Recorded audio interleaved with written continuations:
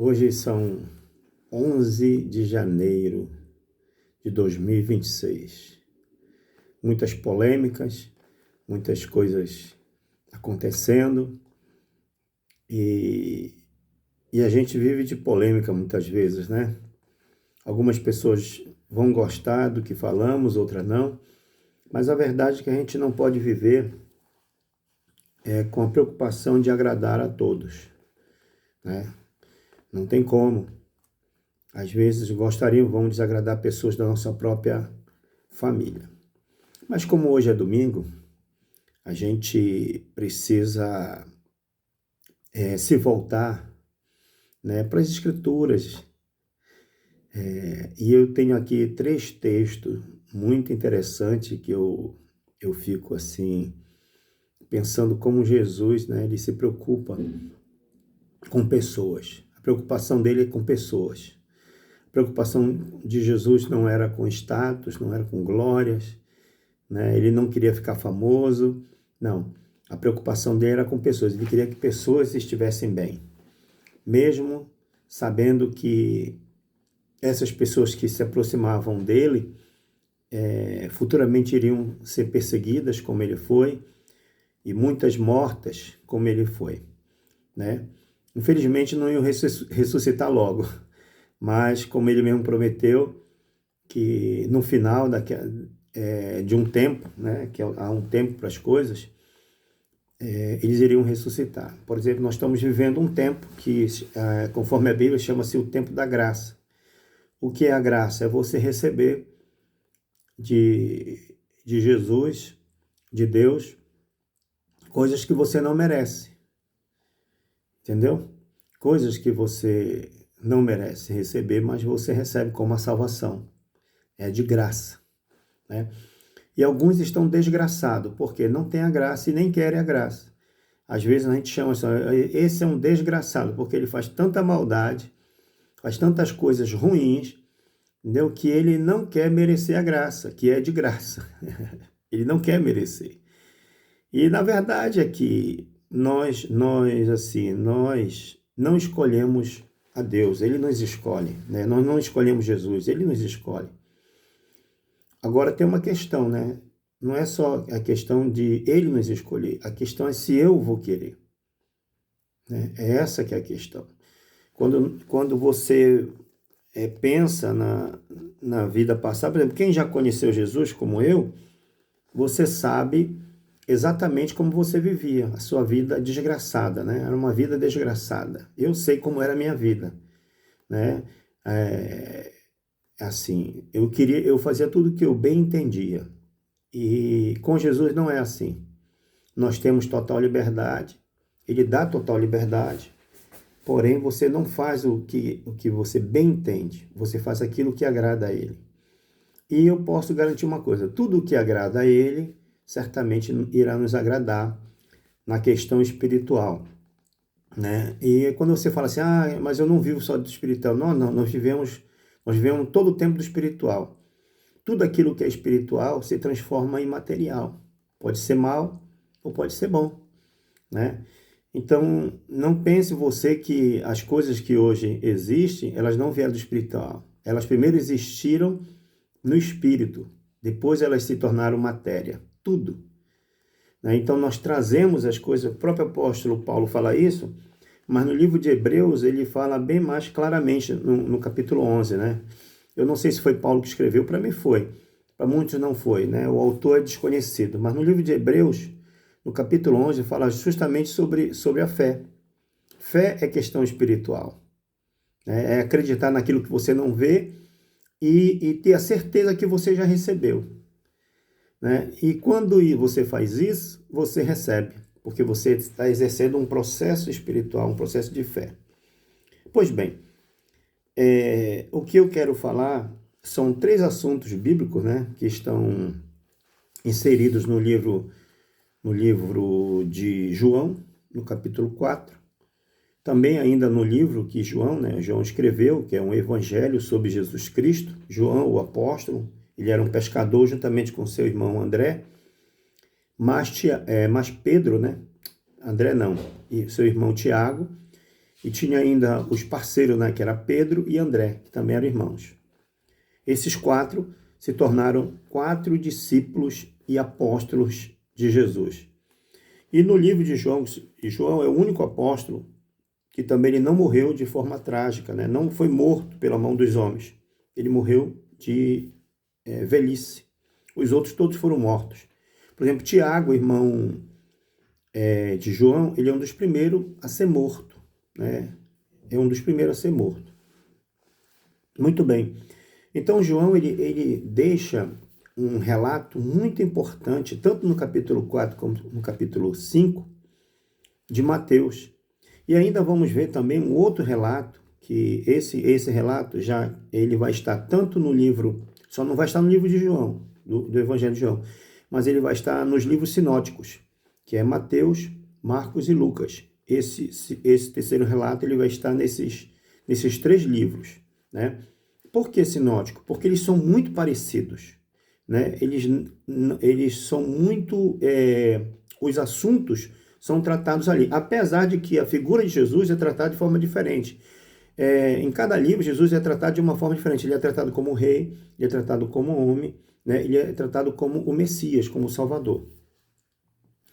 E aí, esses relatos aqui, eles são impactantes porque ele mostra, esses 3 relatos, ele mostra exatamente que Jesus ele ia até algumas pessoas necessitadas. O primeiro é justamente o caso de uma mulher samaritana. Você vai encontrar, se você quiser ver depois, você vai encontrar esse texto no livro de João, no capítulo 4, do verso 1, vá até o 42, que é muito interessante você ler do verso 1 até o verso 42. Jesus ele está saindo de um momento, de uma situação, então ele vai até Samaria, uma cidade chamada Samaria, numa região de Sicar, que é uma região ali de Samaria, e ali tem um poço, chamado Poço de Jacó. Jacó cavou esse poço há muitos anos atrás, e quando houve a divisão do Estado, né, de Israel, em que ficou 2 tribos no sul, que é a região de Judá, e 10 tribos para o norte, a capital se tornou Samaria nessa região. E essa região é justamente uma região em que Jacó ele havia dado para José, seu filho, né? E lá tem um poço. Antes dele irem para o Egito, que eles foram para o Egito ficar com José, porque o relato é grande, eu não vou falar muita coisa, mas José, ele era o filho primogênito da primeira esposa de Jacó, né? Que era Raquel. Ele é o filho primogênito dele com ela. Ele tinha outros filhos, que era com a irmã dela, porque ele teve que casar com a irmã, vou falar isso para você hoje. Hoje é estranho, né? Mas foi assim. Jacó, quando chegou até a casa de Labão, que era o pai de Raquel, ele se apaixonou por ela. E ele fez um acordo com o pai, ele ia pagar um dote. Então ele ficou trabalhando 7 anos pelo dote de Raquel. Quando terminou esses 7 anos de trabalho, né, ele ia casar com ela. Então o pai disse mesmo, olha, não, eu vou te entregar e tudo mais, mas a festa foi assim, aí o que acontece? Deram vinho para o homem, que era comum beber vinho naquela época, tá? Deram vinho para o homem, ele, eu acho que ficou um pouco bêbado, né? Não muito, mas deve ter ficado um pouco. E aí ele foi para as núpcias, né? Para as núpcias. E chegando nas núpcias, tudo escuro, claro, naquela época não tinha iluminação fácil, né? Tudo escuro lá e tal. Ele achou que era a sua esposa Raquel. E ali houve um momento de núpcias e quando ele acordou de manhã não era Raquel. O pai havia dado a irmã dela, irmã um pouco mais velha, para ele, chamado Léa ou Lia, né? Alguns nomes assim. Conclusão. Quando Jacó viu aquilo, ele não aceitou. Ele não aceitou. Mas o pai falou assim, não, porque aqui o nosso costume é assim. Primeiro nós casamos a mais velha, depois nós casamos a mais nova. Só que ele não falou isso antes. Ele disse, então assim que você completar, né, mais 7 dias, que é o tempo ali, o tempo de núpcia, você vai casar com a Raquel. E ele teria que trabalhar mais 7 anos, pagar mais um dote. Então seriam 2 dotes. E Jacó ficou triste com aquilo, ele não era apaixonado por Leia, mas ela engravidou dele e depois ele casou com a Raquel e, e ela demorou a engravidar porque ela era estéril. Eu não sei por que isso aconteceu, mas esse não é o fato, eu não sei nem por que estou falando muito disso, mas talvez você esteja precisando desse relato. Eu só quero que você entenda uma coisa. Deus, ele trabalha de forma que nós não entendemos muitas vezes. Mas Jacó, ele teve, a princípio, essas 2 esposas. Então aconteceu um outro fato. Como Raquel não engravidava e a sua irmã estava engravidando, ela ficou com ciúme, preocupada, porque a mulher naquela época era preciso ela dar um filho, era preciso, senão ela era desmerecida, ela era abandonada, né? Muitas vezes o marido mesmo, né, tratava ela mal, mas não era o caso de Jacó. Jacó amava muito a sua esposa, ele não se preocupava tanto que ela não tivesse filho, mas ela queria dar um filho para ele. E como ela não conseguia dar filho, ela pegou a sua serva, que as mulheres tinham 7, pegou a sua serva e pediu para ele que ele desse um filho para Raquel através da sua serva. E ele, obediente, ele foi obediente, né? Mas não é porque ele amava mesmo. Ele não queria a serva também, ele não queria a irmã dela, ele não queria a serva. Então, como era cultural naquela época, a serva engravidou dele e o filho deveria ser de Raquel, mas a própria serva não queria que ela fosse mãe. Quando ela já estava grávida, ela se achou por bem ser mulher de Jacó. E a coisa foi desenrolando de tal maneira, depois se você quiser, isso está lá no livro de Gênesis, você pode procurar lá. E então, quando a própria Lia, ou Leia, viu que a sua irmã estava tendo filhos através de sua serva, pegou a sua serva também e disse mesmo, olha, eu quero mais filho, está aqui a minha serva, eu quero filho. E Jacó, numa situação dessa, ele acabou tentando equilibrar as coisas, e também essa outra engravidou. A conclusão disso, meus amados, é que Jacó teve 12 filhos. 2 filhos só foram de Raquel, a mulher que ele amava mesmo, a mulher que ele amava muito, né? Ele amava demais Raquel. Ele teve 2 filhos com ela, que foi justamente, um deles era José, e o outro era Benjamim. E quando seus irmãos estavam mais velho, José era um rapazinho, um rapazote, um jovem, e ele tinha sonhos. E os seus irmãos, diz a Bíblia, que os seus irmãos tinham inveja dele, porque Jacó tratava ele muito bem, porque ele era o filho da sua esposa amada. Tratava ele muito bem, melhor do que os seus outros irmãos. Um erro de Jacó, mas tratava melhor. Fazia roupas para ele, roupas melhores. Ele tinha um casaco muito bonito, tinha um casaco de príncipe, todo colorido, né?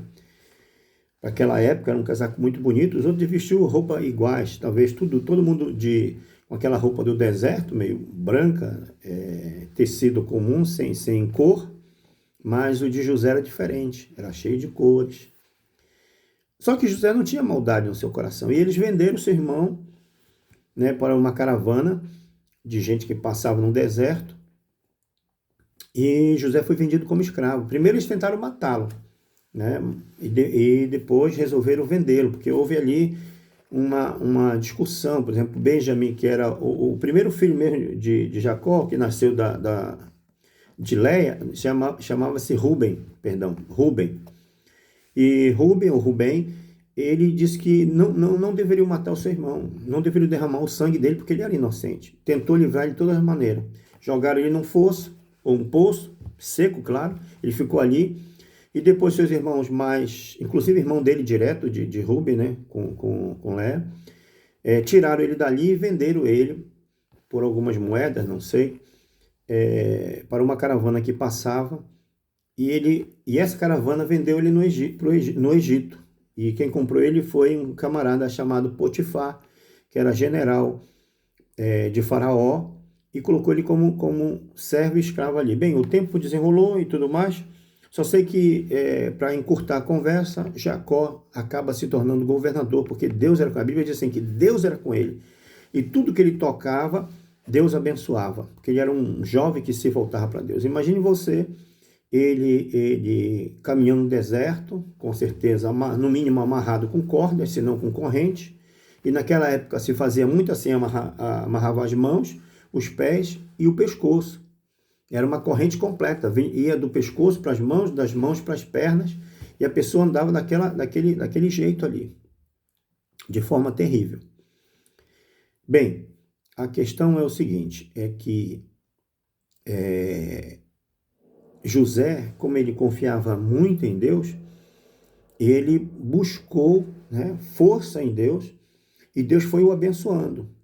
Então, o próprio Potifar viu que ele era um homem abençoado, que Deus era com ele, tudo que ele tocava prosperava, colocou ele como gestor da sua casa, de tudo que ele tinha, de cima dos seus servos, deu a ele uma autoridade incrível.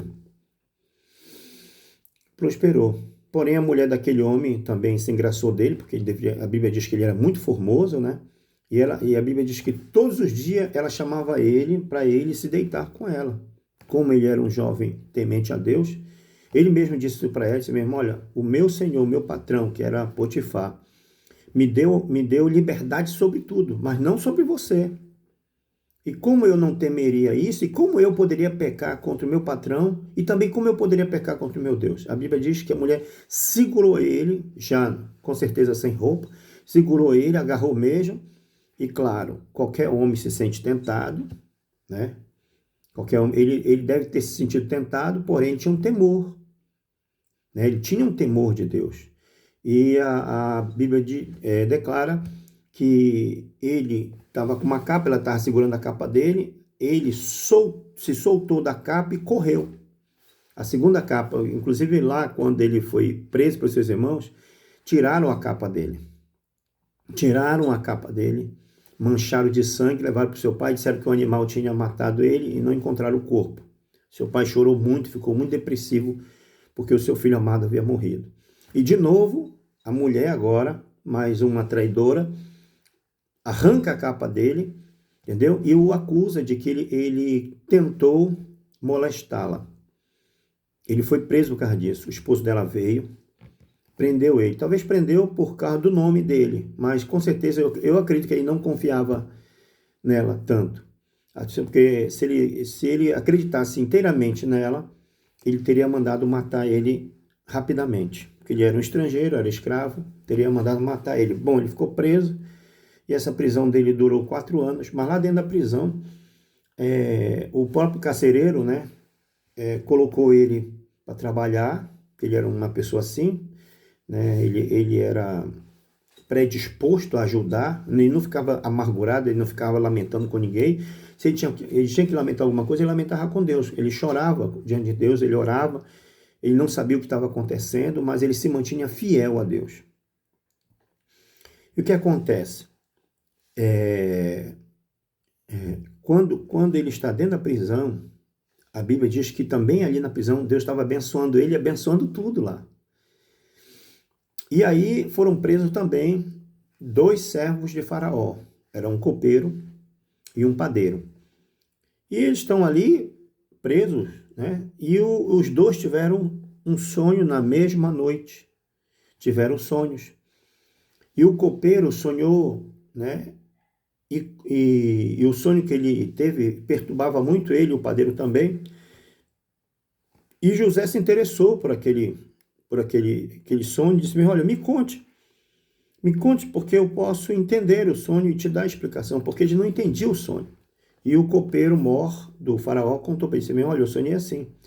Eu sonhei que eu estava na vinha do faraó e eu colhia, né, 3 cachos de uva, amassava com minhas próprias mãos aquelas uvas, fazia um vinho ali e dava aquele vinho para Faraó. E Faraó tomava aquele vinho. Ele sonhou isso. E José interpretou logo o sonho, disse mesmo: olha, dentro de 3 dias, você vai ser restituído ao teu cargo, né, de copeiro, mor de Faraó, e você vai voltar a servir Faraó com as suas próprias mãos, servindo ele, dando vinho. Porque o copeiro-mor de Faraó tinha que tomar o vinho para ver se não estava envenenado para dar para Faraó. Muito bem, então foi assim. E o copeiro-mor ficou assim, impressionado com aquela revelação e gostou da revelação, porque o copeiro-mor, não, o padeiro, né? O padeiro viu que a revelação do copeiro era boa, que ele ia voltar ao trabalho. Então o padeiro contou também um sonho para José. E o sonho do padeiro foi assim, ele disse também que ele sonhou que ele estava com 3 cestos, né? 3 cestos, cheios na cabeça, cheios de iguarias de padeiro, né? Ali pães, biscoito, doces, e estava na cabeça dele. E só que vinham as aves do céu, aves de rapina, aves vinham e começavam a comer aquelas coisas dos cestos. E assim foi o sonho dele. E quando ele contou esse sonho para José, José ficou triste, mas deu a interpretação. Ele disse mesmo, olha, a tua interpretação é essa. Esses 3 cestos também representam 3 dias. Porém, você não vai voltar a servir Faraó. Você será enforcado. E assim aconteceu. Dentro de 3 dias, o padeiro-mor, o copeiro-mor foi introduzido à presença de Faraó, servindo vinho para ele, e o padeiro foi enforcado, né? E ele foi enforcado e foi colocado o corpo dele para as aves do campo devorarem a carne dele. Assim foi o castigo dele. Isso é triste, mas também mostra que um homem que anda com Deus, né? E mesmo que ele não saiba o que está acontecendo na vida, ele se mantém firme. Foi isso que José fez, se manteve firme.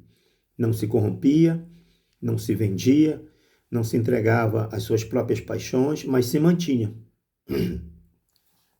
Isso é interessante. Então, observe bem uma coisa, que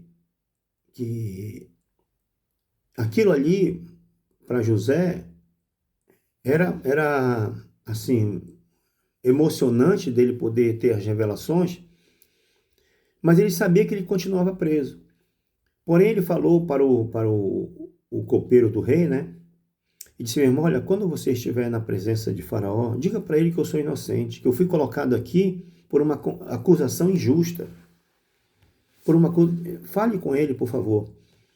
E aquele copeiro, quando ele foi introduzido de novo no seu trabalho, ele esqueceu de José. Ele esqueceu de José, né? Como algumas pessoas estão esquecendo, né, do nosso presidente Bolsonaro. Então ele esqueceu de José, e José ficou preso ali mais um tempo. Passaram-se, se eu não estou enganado, eu estou falando aqui, mas eu não li esse texto antes. O texto que eu li são 3 textos aqui, que eu não falei nada ainda dos textos, mas eu vou falar.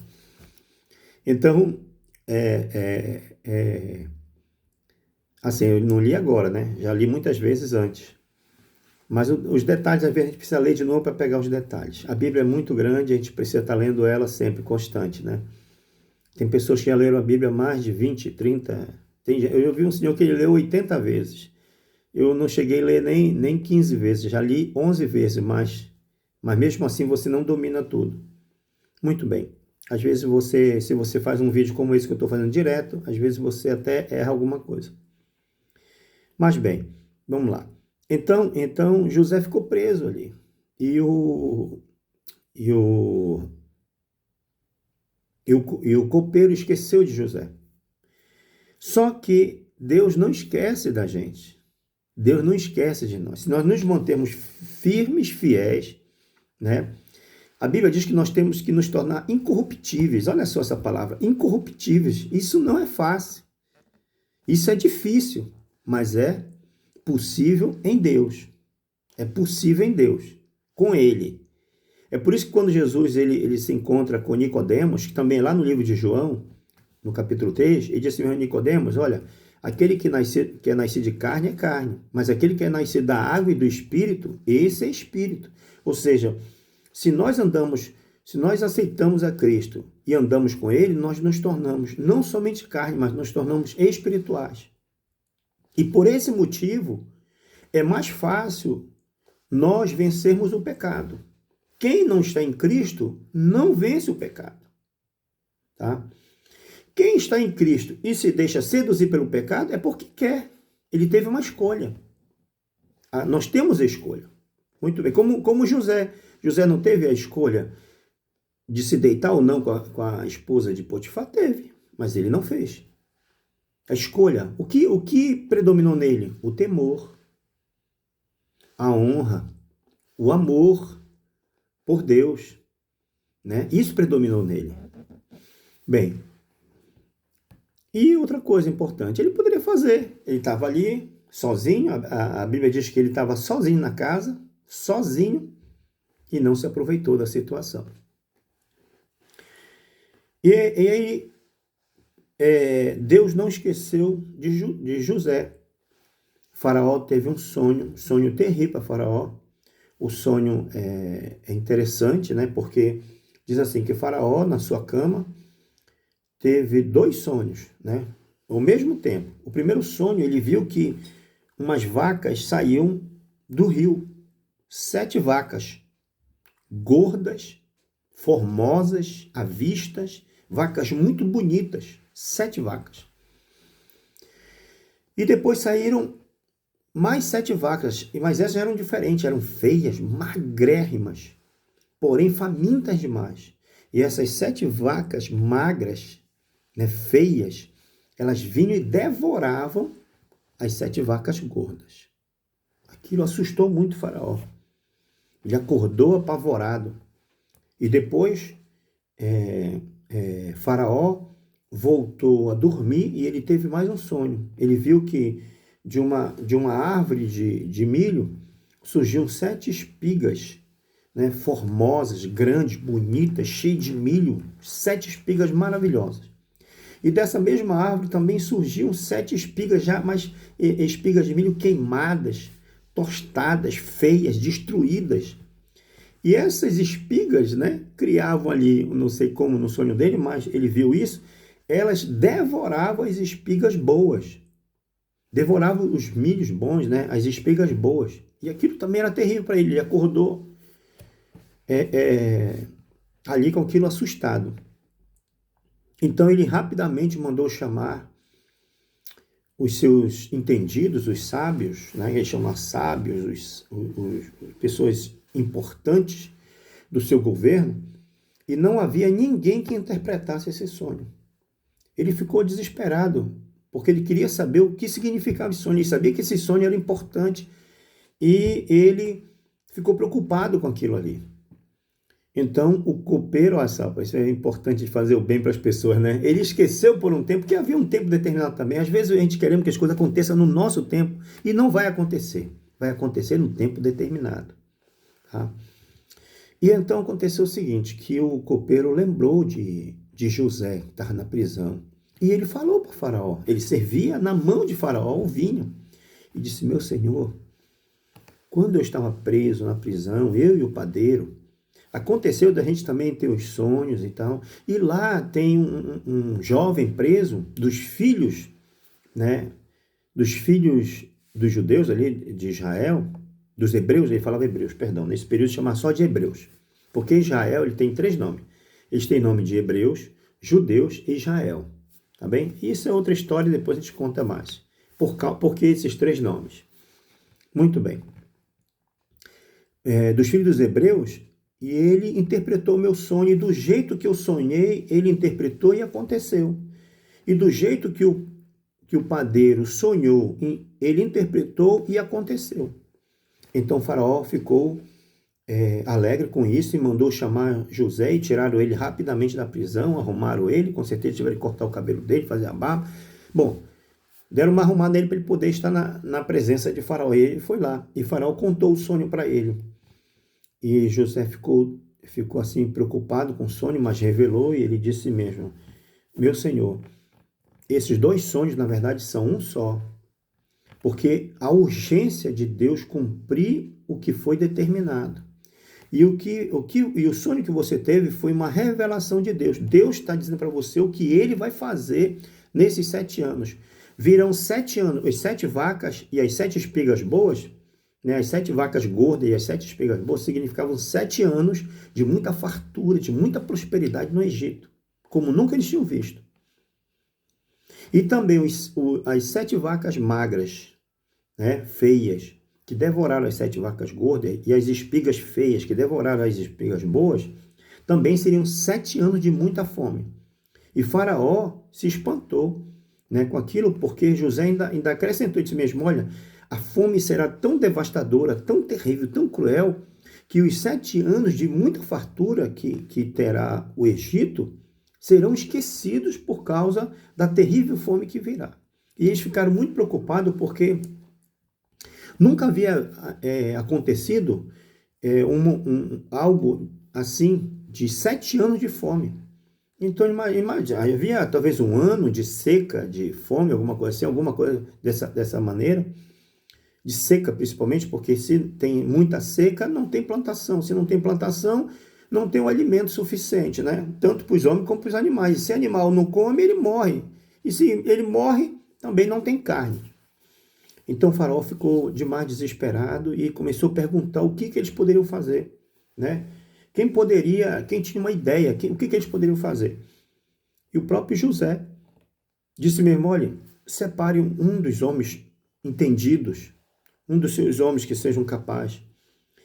E ele, nesses 7 anos de muita fartura, que ele separe 1/5, que é 20%, de tudo que se produzir de grãos. Que ele construa muitos celeiros, né? Armazéns, para guardar todos esses grãos, tudo isso, debaixo da mão de Faraó. Porque quando vier os 7 anos de muita fome, o Egito terá com que se sustentar. E Faraó gostou muito disso. Faraó ficou muito alegre. Esse texto, ele me emociona, porque muitas vezes nós nos sentimos incapazes, nós nos sentimos pequenos, nós nos sentimos pessoas, às vezes até fracassadas.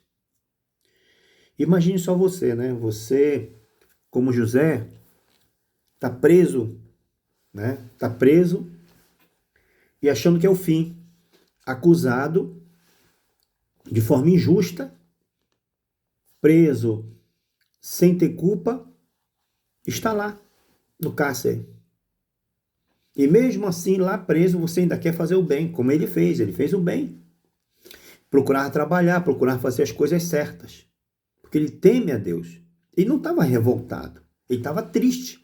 Há uma diferença, você está triste pelo momento que você está passando e você querer se revoltar com tudo e com todos, achando que você é o único que está passando por algum momento difícil. Não é.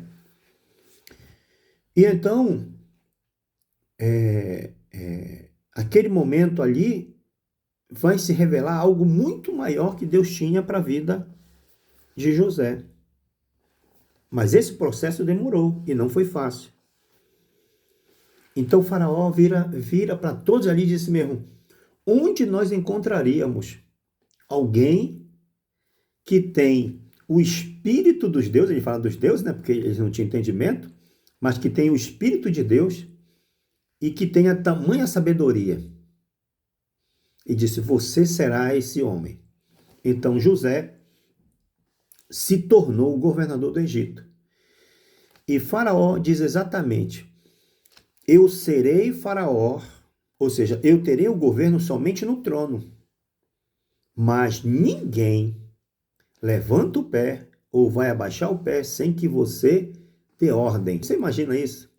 Como Potifar se viu nesse momento por ter prendido de forma injusta José? Como a Patifa, não sei o nome dela, mas pelo que ela fazia, né, era meio Patifa. Como a mulher de Potifar, ela se viu nesse momento por ter mentido contra um homem justo. Como os seus irmãos depois, né, que eles vão conhecer, viram José como governador, e o que eles sentiram por ter traído seu irmão. Então entenda uma coisa, né? Não pense você que tudo que está acontecendo no Brasil, na questão política, essa injustiça, esses momentos que está acontecendo, que isso Deus não está de olho. Deus não está vendo. Tá? Eu não sei porquê, mas eu vou falar, eu lhe falo com toda sinceridade. Eu vou até lhe dar os temas aqui que eu havia preparado. Olha só. Eu ia falar primeiramente da mulher samaritana. Depois eu ia falar do paralítico do tanque de Betesda. Tá? Depois eu iria falar do jovem, do homem, na ilha, né, nas 10 ilhas, são Decápolis, numa região chamada Gadar, e eles eram conhecidos como Gadarenos. E quando eu comecei já, para o primeiro momento aqui, que é a mulher samaritana, fala do poço de Jacó, que Jacó deu para José. E aí nós viemos para cá. Mas eu sinto que Deus tem uma direção para você nisso. Então, por isso eu vou falar agora o que eu estou sentindo. Então, não pense você, sendo de esquerda ou de direita, que você acredita que Bolsonaro, mesmo sendo injustiçado, vai ficar por isso mesmo. Não. A justiça não vem de Bolsonaro. A justiça vem de Deus. Eu já vi muitas pessoas que amaldiçoaram, que quiseram a morte de Bolsonaro, que quiseram o mal para Bolsonaro, e essas pessoas pagaram pelo que elas desejaram. Então não pense você que Alexandre de Moraes, Barroso, Fachin, Gilmar Mendes, qual o outro lá, aquele Toffoli, sei lá, aquela mulher lá, esse pessoal todo, Lula, a esquerda, essa gente, como eu falei para vocês, pessoas que não têm graça, elas têm o quê? A desgraça, né? Elas são desgraçadas, ou seja, não tem graça. Muito bem. Não pense você que essas pessoas vão ficar impunes, elas não vão ficar impunes. Ah, mas elas podem se arrepender. O arrependimento é para salvação. O arrependimento não é para pagar eu pagar os meus erros. Os erros que eu cometi, vêm as consequências. Muitas vezes a verdade vem em menor dimensão, porque além da graça existe uma outra coisa que Deus nos dá, que é misericórdia. A misericórdia, olha só, primeiro, a graça, eu recebo aquilo que eu não mereço. Eu recebo aquilo que eu não mereço, eu recebo. A misericórdia, eu deixo de receber, eu não recebo aquilo que eu mereço, de forma direta. Mas consequências vêm. Não pense você que as consequências não vêm. Então eu quero dizer para você que aqueles que tentaram afundar José, depois tiveram que estar debaixo de sua mão. Aqueles que tentam derrubar, afundar Bolsonaro, não vai demorar, daqui a pouco eles vão estar debaixo da mão dele. Não é porque ele é poderoso ou porque ele quer, é porque Deus é um Deus de justiça. O trono de Deus se chama-se trono de justiça. Tá certo? Então, como eu estava dizendo para você, não era a minha intenção gravar esse vídeo, mas serve para todos nós. Primeiro, que enquanto nós estivermos confiantes em Deus e tementes a Ele, pode acontecer o que acontecer. Deus, ele vai se levantar por nós. Ele vai criar um caminho para nós. E olha só o que eu vou dizer, para você ver que tem mais comparação. Isso aqui eu estou tendo aqui essa luz agora. José salvou o Egito e salvou o mundo inteiro. Por causa da administração de José, ele poupava, ele não gastava. Lembra de Bolsonaro? Ele procurava poupar o máximo e não gastar. E devolver aquilo para o povo. Ele não se hospedava em hotéis luxuosos, ele não comprou móveis, coisas luxuosas, não. Muito pelo contrário.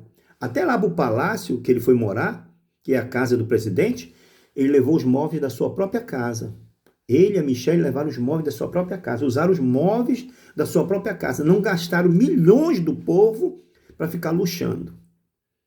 Como ele mesmo diz, mandou desligar uma piscina que ela era aquecida 24 horas. Naquela época, 4 mais 3, 7, né? Quase 8 anos atrás, só a piscina, só o gasto com a piscina era mais de 10 mil reais. Agora você imagina isso.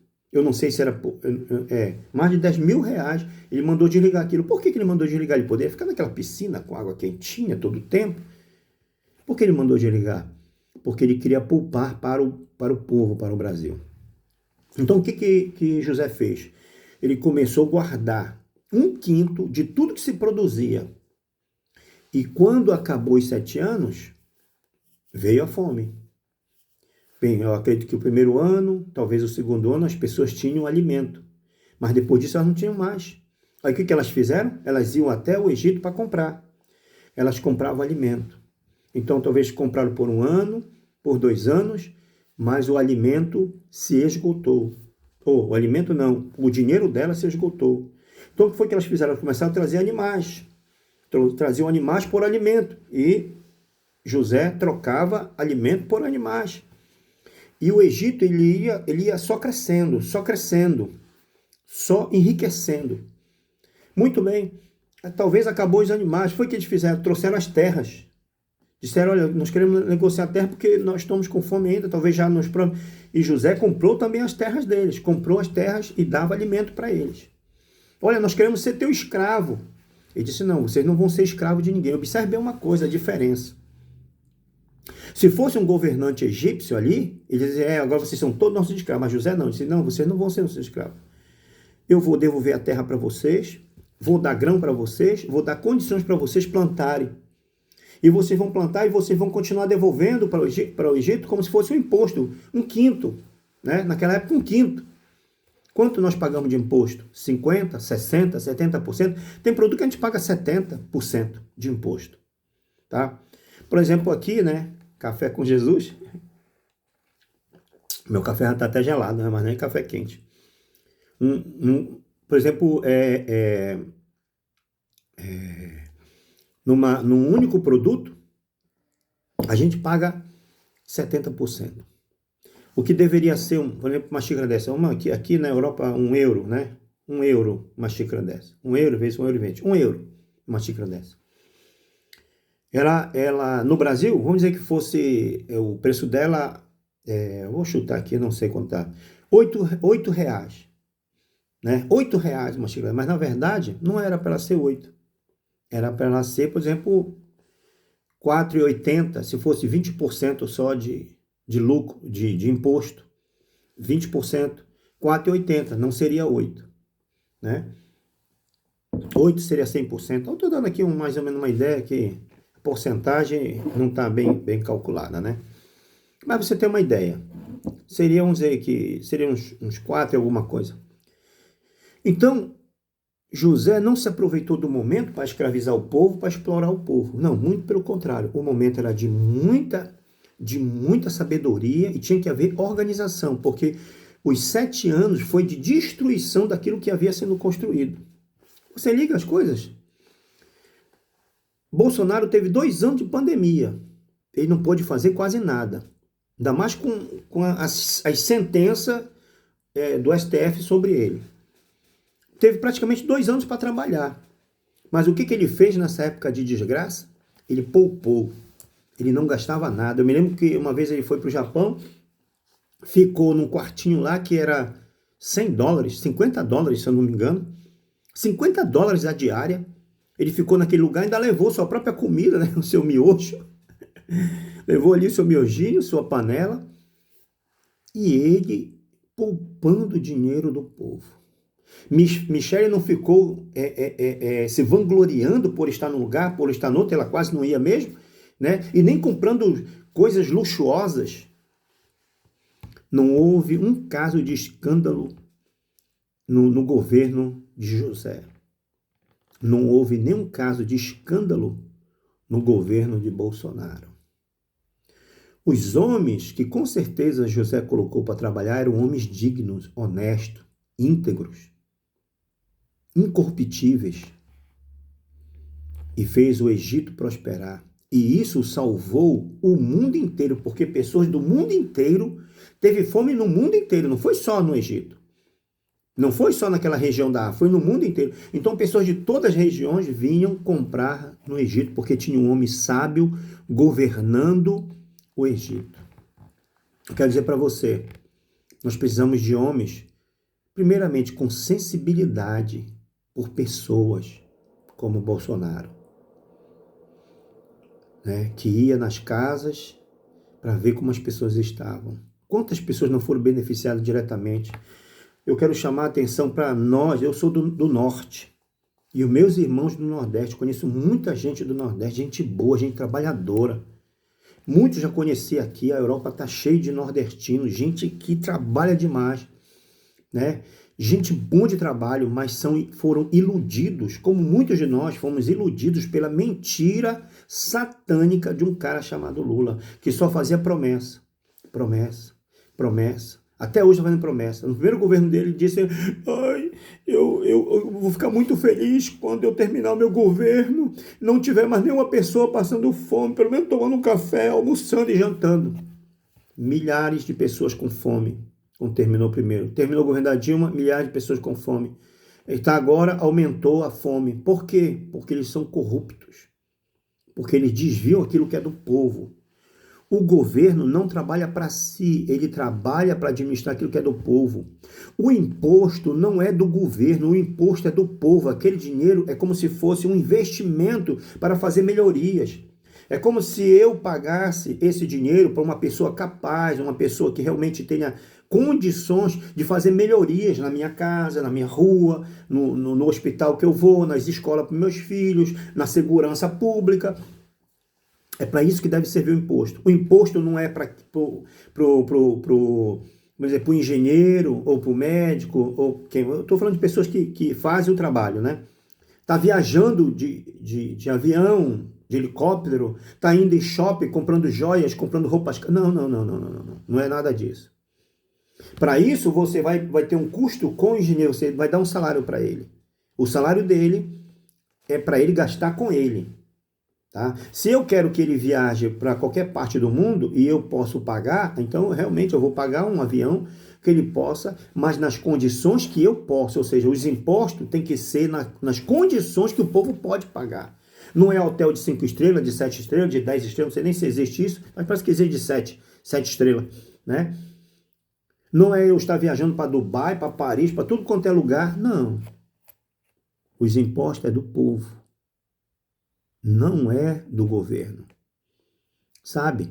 Aí tem governador que desvia boa parte desse dinheiro para quando chegar a época de campanha, ele quer se candidatar a governador, quer se candidatar a senador, aí ele fica comprando voto. Você, quando você vê algum deputado, algum político, né, para senador, para governador, para presidente, dando dinheiro, oferecendo para você muitas coisas, eu vou dizer para você, você pode até pegar, tá? Mas não vote porque você sabe que esse camarada é bandido, é corrupto e ele vai tirar muito mais de você. Não pense que porque você é pobre, ele não está tirando de você. Ele tira de você através da educação dos teus filhos, ele tira de você através da saúde que está precária, ele tira de você quando ele não paga o servidor direito, ele tira de você quando não tem segurança pública. Ele tira de você quando os produtos que você consome aumentam demais. Ele tira de você quando ele aumenta as taxas de imposto. Então você, pobre, acaba pagando mais. Por quê? Porque o rico sabe investir o dinheiro dele. Ele tem 1 fonte, 2 fontes, 3 fontes, 4 fontes, 7 fontes, 10 fontes de renda. E ele pega esse dinheiro, parte dele, ele investe em ações que vão se multiplicando, remultiplicando. E quando vem a inflação, ele não sofre tanto com a inflação. Quem sofre? Você. Porque se você recebe R$1.500, R$2.000 de salário, não é esse o teu salário. Tá? Que dá mais ou menos $250, 250, 240 euros, mais ou menos esse dinheiro. Né? Por exemplo, aqui na Europa, o salário mais menor é mais ou menos 1.000 euros, que dá 4 vezes mais do que o salário do Brasil. Tá? Muito bem. E aí acontece, você acha que você ganhou 1.500, 2.000, você tá, esse é o teu salário. Não é, a verdade não é essa. Quando você vai debitar os impostos, você vai ver que o teu salário se reduz para metade disso. Então você não vive, você sobrevive com um salário tão pequeno, porque um governo injusto, cruel, ele vai tirar o máximo de você, diferente de José. Foi o que José fez? Não, vocês não serão nossos escravos. Eu vou devolver a terra para vocês e vocês vão produzir nela e vão só pagar uma taxa, um imposto, 20%. Entende? Então, quando você que criticou Bolsonaro por causa da mídia, né? Bolsonaro, ele tem a má fama, não é por causa dele, só porque ele falava grosso, porque ele chamava palavrão, não. Ele tem a má fama porque deturparam as suas palavras. E muitos de vocês que hoje rejeitam foram envenenados por uma mídia que não tem compromisso com a verdade, tem compromisso com dinheiro, mas não tem compromisso com a verdade. Parece que agora estão despertando, eu espero. Então entenda bem, eu queria falar de você exatamente desse texto. Eu não sei porque Deus me levou para esse caminho, mas eu glorifico a Deus porque eu sinto que você vai ser impactado, a tua vida vai mudar drasticamente e o Brasil precisa ter uma chance de prosperar. Nós podemos ser, olha o que eu vou dizer para você, nós podemos ser muito maior do que qualquer país da Europa. Pode pensar em Inglaterra, Alemanha, Espanha, nós podemos ser mais, porque nós temos tudo e o que esses países não têm. Nós podemos ser maior do que o Japão, a China, qualquer país da Ásia que você possa imaginar. Em tudo, em tecnologia, em produtos, nós temos tudo no Brasil. Nós podemos ser maior até do que muitos países do mundo. E não duvide, nós podemos ser maior do que o Canadá, do que os Estados Unidos, porque nós temos muita coisa que eles não têm. Tá certo? Povo trabalhador, povo que acorda cedo, porém não sabe o que tem. O que nós precisamos de um líder honesto, um líder que realmente se preocupe com o povo. Se você tem algum político ou algum amigo esquerdista, marque ele para que ele veja esse vídeo e quem sabe ele não se converte. Primeiro a Deus, depois a votar num bom governante. Não que a gente seja puxa-saco, porque a hora que qualquer um deles, né, seja qualquer um, cambar para o lado da corrupção, a gente abandona e troca. Porque o que nós queremos é alguém que cuide bem do nosso dinheiro. Preste bem atenção. Os políticos, nós pagamos através dos nossos impostos para que eles governem e façam o melhor. Se eles estão só luxando, é só falácia, é só papo, esqueça isso, tá bem? Que Deus em Cristo abençoe a cada um de nós, que nós possamos vencer esse momento. Amém? Obrigado por tudo. Aí, assim, depois vem a segunda parte, tá? Que é aquela lá, e quem sabe a gente não fale um pouquinho mais sobre José, o governo de José no Egito, tá? E as pessoas que, como seus irmãos, tiveram que se curvar, mas ele, em vez de trazer justiça, não, ele perdoou, né? Eu vejo a Michelle falando, né, sobre perdoar, orar pelo Xandão. Nós temos dificuldade de perdoar, mas é preciso, sim, é preciso perdoar. Né? Deixa que Deus tome conta da situação. Agora tem a justiça, né? A lei tem que ser cumprida. Eu posso perdoar, mas a lei tem que ser cumprida, tá certo? Então vamos fazer isso em nome de Jesus, tá bom? Então que Deus em Cristo nos abençoe grandemente. Um forte abraço a todos.